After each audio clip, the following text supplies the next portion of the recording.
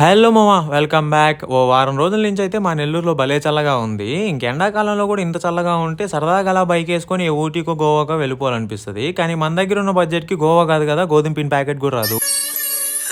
సరే తరలే, ఎన్నెన్నో అనుకుంటాం, అన్ని జరుగుతాయి ఏమిటి?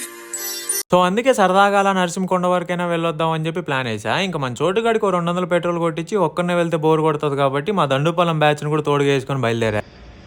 Okay okay. ఇంకా మా వాడు వచ్చేసి ఎప్పుడు వెళ్ళే రోడ్ కాకుండా నాకు ఒక కొత్త రూట్ తెలుసు అన్నాడు. సరే అని చెప్పి అటు వెళ్తే అటు సైడ్ అసలు రోడ్డే లేదు, ఎటు చూసినా అన్ని తుప్పలే కనిపిస్తున్నాయి. ఎలాగోలా పైకి వెళ్ళిపోయాం. పైకి వెళ్ళాక ఇక్కడ ఏదో కోతులు ఆడుకుంటున్నాయి. సరే ఊరికి అలా పలకరిద్దాం అని చెప్పి పలకరిస్తే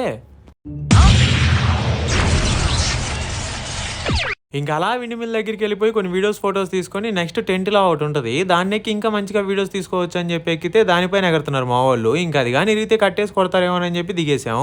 ఇంకా సరే అని చెప్పి మా పాటికి మేము ఇంటికి వెళ్తా ఉంటే మధ్యలో ఈ ప్రేమ జంట ఒకటి కనిపించింది. నేరుగా వెళ్ళి గుద్దుతో బాలనిపించింది.